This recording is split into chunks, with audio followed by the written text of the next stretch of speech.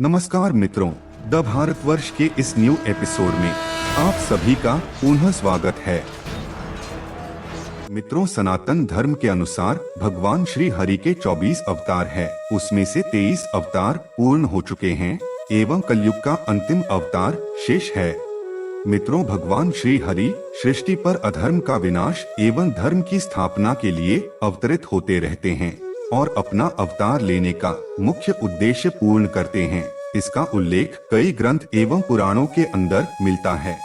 लेकिन मित्रों, भगवान विष्णु के अवतार लेने का उद्देश्य पूर्ण होने के पश्चात किस प्रकार वे अपने इस अवतार का अंत करके वैकुंठ की ओर प्रस्थान करते हैं, इस वीडियो के माध्यम से पुराणों एवं ग्रंथों के उल्लेख अनुसार इस बात पर हम प्रकाश डालेंगे। उससे पूर्व वीडियो को लाइक करना ना भूलें और चैनल को सब्सक्राइब जरूर करें। वराह अवतार। भगवान श्री हरि के मुख्य 10 अवतारों में तृतीय अवतार वराह अवतार हुआ। इसका संदर्भ हमें भागवत पुराण एवं वराह पुराण में मिलता है। हिंदू धर्म ग्रंथों अनुसार भगवान वराह भाद्रपद की शुक्ल पक्ष की तृतीया को अवतरित हुए थे। पौराणिक कथा अनुसार वैकुंठ के द्वार पर जय और विजय नाम के 2 द्वारपालों ने सप्तऋषियों को अंदर जाने से रोका, तो उन्होंने दंड स्वरूप द्वारपालों को धरती पर दैत्य रूप में 3 जन्म लेने का श्राप दे दिया। कुछ वर्षों पश्चात उन द्वारपालों ने कश्यप और दिति के घर जन्म लिया। उन दोनों जुड़वा बच्चों का नाम हिरण्याक्ष और हिरण्यकश्यप था। बड़े होकर उन्होंने भरमा जी का गौर तप किया। भरमा ने प्रसन्न होकर उन्हें विजय का वरदान दे दिया। वरदान पाकर उन्होंने पृथ्वी पर उत्पात मचाना शुरू कर दिया। जो भी पूजा पाठ और यज्ञ कर्म करता, उनको हिरण्यकश्यप और हिरण्याक्ष द्वारा खूब प्रताड़ित किया जाता था। दोनों भाइयों ने इंद्रलोक पर विजय प्राप्त की। इंद्रलोक पर जीत पा लेने के बाद हिरण्याक्ष ने पृथ्वी पर भी अपनी विजय प्राप्त कर ली। अपने वरदान का फायदा उठाते हुए उसने समुद्र के अंदर पृथ्वी को डुबो दिया।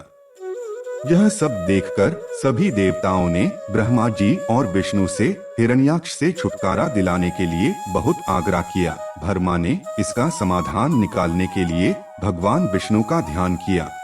ध्यान करने के दौरान उनकी नासिका यानी नाक से भगवान विष्णु की उत्पत्ति हुई। इस तरह भगवान विष्णु के वराह अवतार का जन्म हुआ।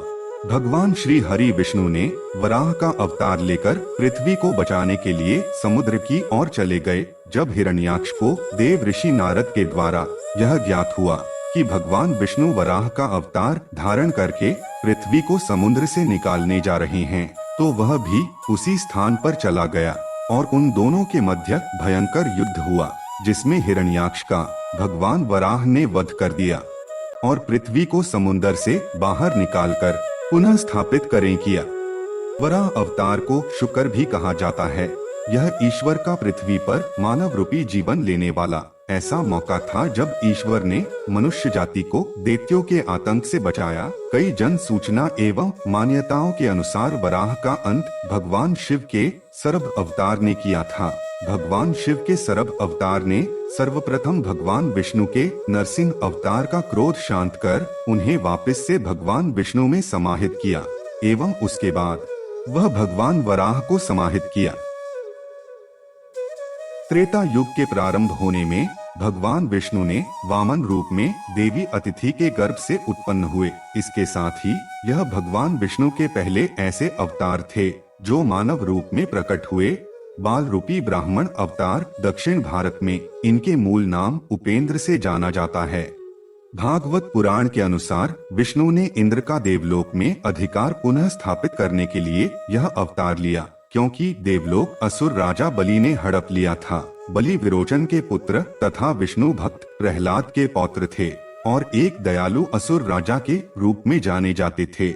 यह भी कहा जाता है कि अपनी तपस्या तथा शक्ति के माध्यम से बलि ने त्रिलोक पर आधिपत्य पा लिया था। वामन एक बौने ब्राह्मण के वेश में बलि के पास गए और उनसे अपने रहने के लिए 3 पग भूमि देने का आग्रह किया। उनके हाथ में एक लकड़ी का छत्र था। गुरु शुक्राचार्य के चेताने पर भी बलि ने वामन को वचन दे डाला।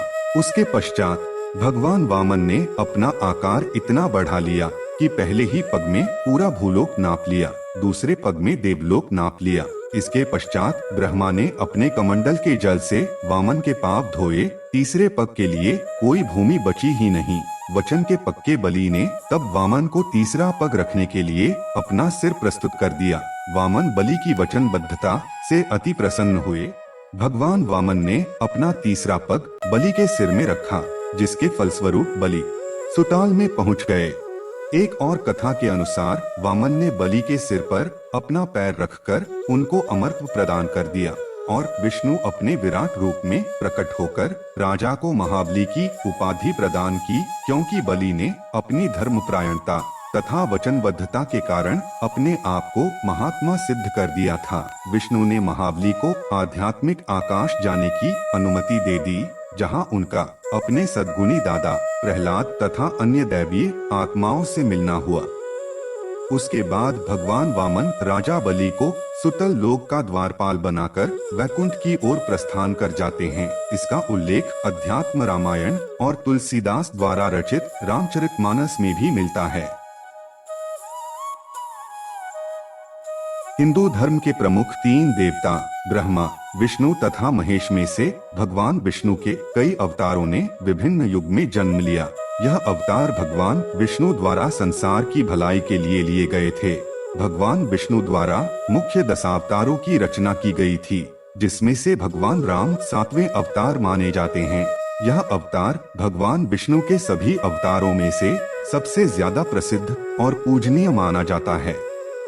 श्री राम का जीवन। भगवान श्री राम की मुक्ति से पूर्व यदि हम उनके जीवन काल पर नजर डालें तो प्रभु राम ने पृथ्वी पर 10,000 से भी ज्यादा वर्षों तक राज किया है।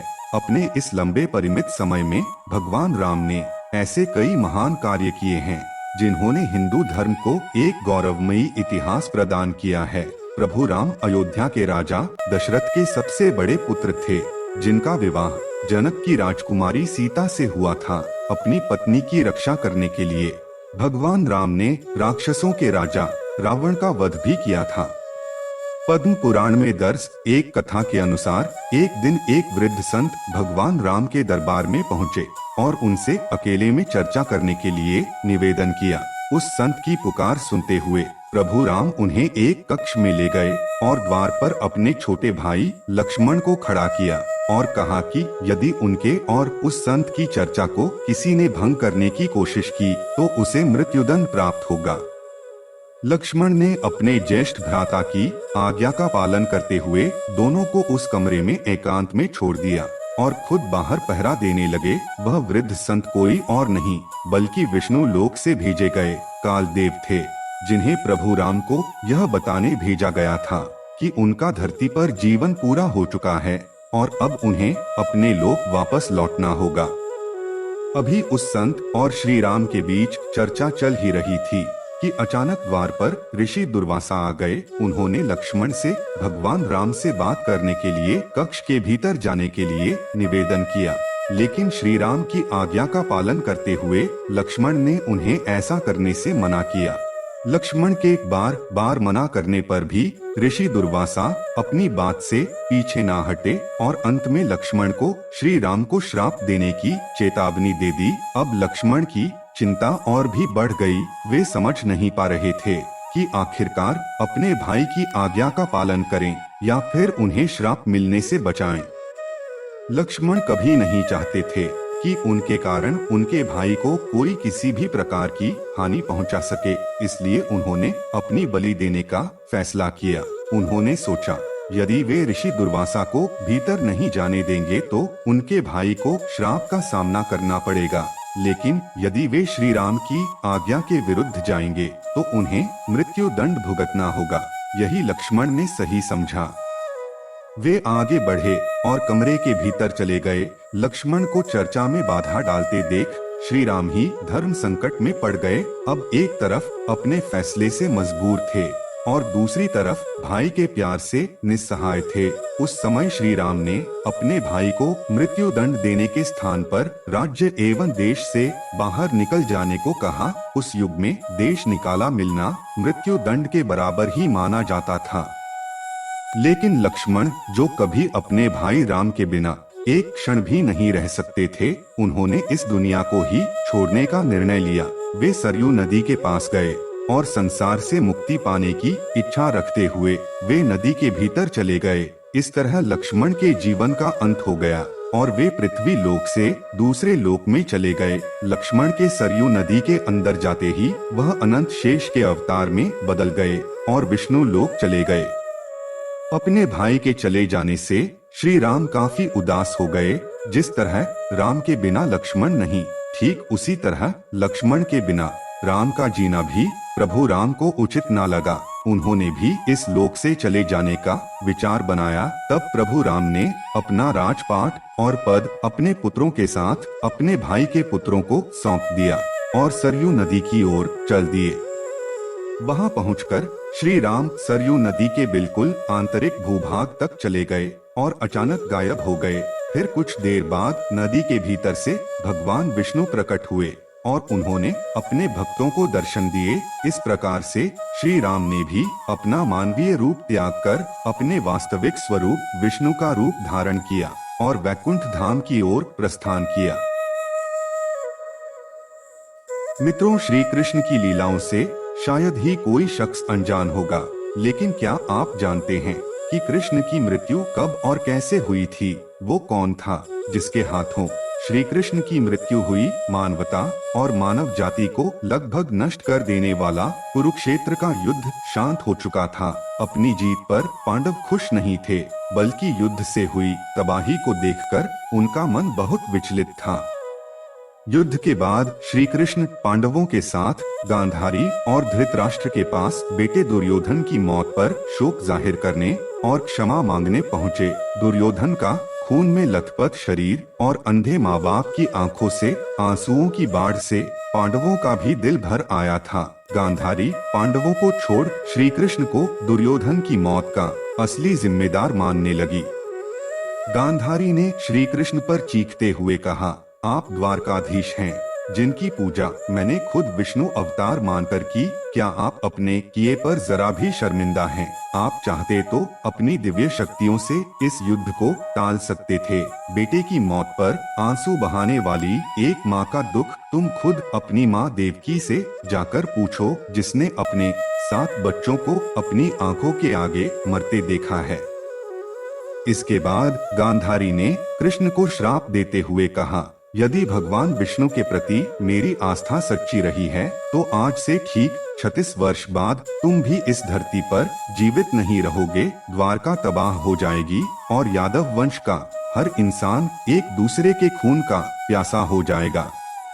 कई साल बीतने के बाद श्री कृष्ण के पुत्र सांबा गर्भवती स्त्री का वेश धारण कर ऋषि मुनियों से मिलने गए। ये देखकर ऋषि भड़क गए और उन्होंने सांबा को श्राप दिया कि तुम एक ऐसे लोहे के तीर को जन्म दोगे जो तुम्हारे कुल साम्राज्य का सर्वनाश कर देगा। इससे सांबा बहुत डर गए और उन्होंने इस पूरी घटना के बारे में उग्रसेन को बताया।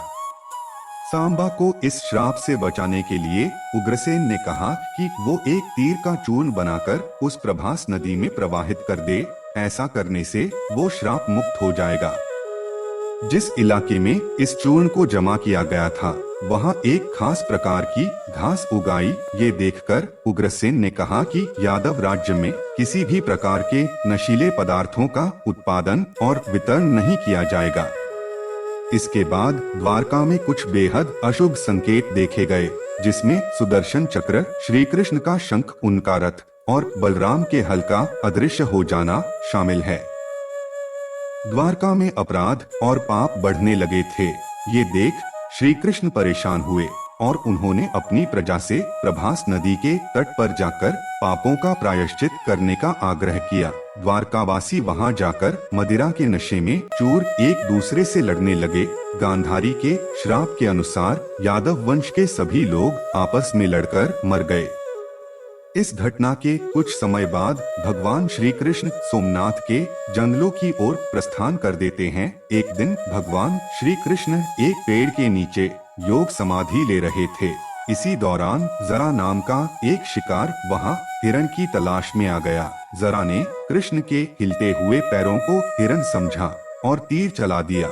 इसके बाद शिकारी श्री कृष्ण के पास पहुंचा और अपनी गलती के लिए उनसे क्षमा मांगने लगा। तब श्री कृष्ण ने उसे सांत्वना दी और बताया कि कैसे उनकी मृत्यु निश्चित थी। श्री कृष्ण ने कहा, त्रेता युग में लोग मुझे राम के नाम से जानते थे। राम ने सुग्रीव के बड़े भाई बाली का छिपकर वध किया था।